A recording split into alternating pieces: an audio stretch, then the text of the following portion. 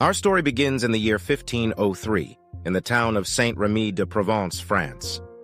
Michel de Nostradamus was born into a family of converted Jews, raised in a world filled with strict religious and social rules. But even as a young man, he was different.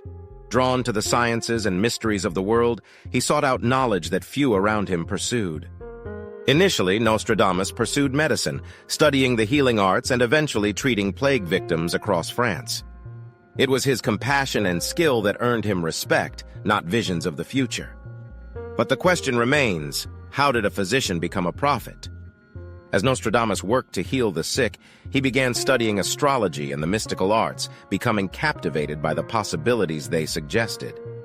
It was during this time that he started writing cryptic verses, blending observations from the stars with poetic language. Some say he used astrology and secret symbols to predict the future.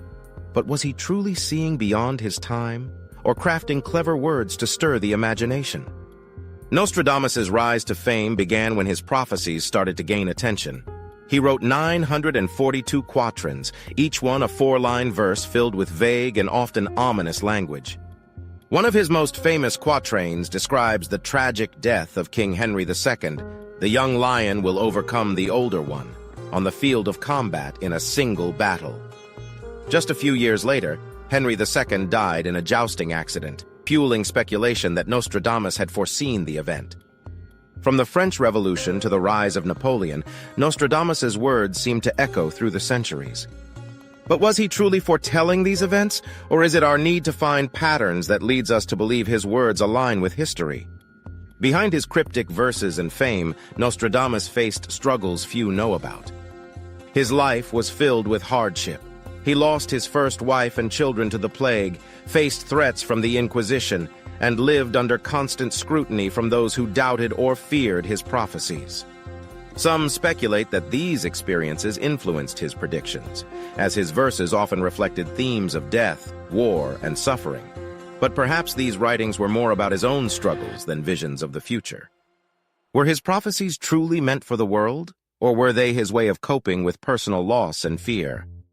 Despite his fame as a seer, Nostradamus's contributions to medicine and his work as a scholar often go unnoticed. Long before he wrote his first quatrain, he published a medical treatise and experimented with herbal remedies to treat the plague. His impact wasn't limited to prophecy. He was a man of many skills, a thinker who defied convention.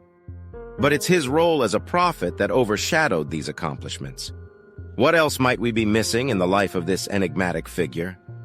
From his humble beginnings to his enduring legacy, Nostradamus's story is one of mystery, resilience, and intrigue. Whether his predictions were true visions or simply clever wordplay, one fact remains: his words continue to captivate us, sparking debates about fate, coincidence, and the power of human imagination. As we look back on Nostradamus's life, we're reminded that sometimes greatness lies in what we cannot explain. And perhaps that's exactly what makes his story endure. What do you think? Was Nostradamus a genuine prophet or a master of mystery? Let us know your thoughts in the comments below. And if you're curious about the hidden origins of other famous figures, don't forget to subscribe to Hidden Origins Explained for more episodes of our new series, Hidden Lives, People, Origins. Thanks for watching, and we'll see you in the next video.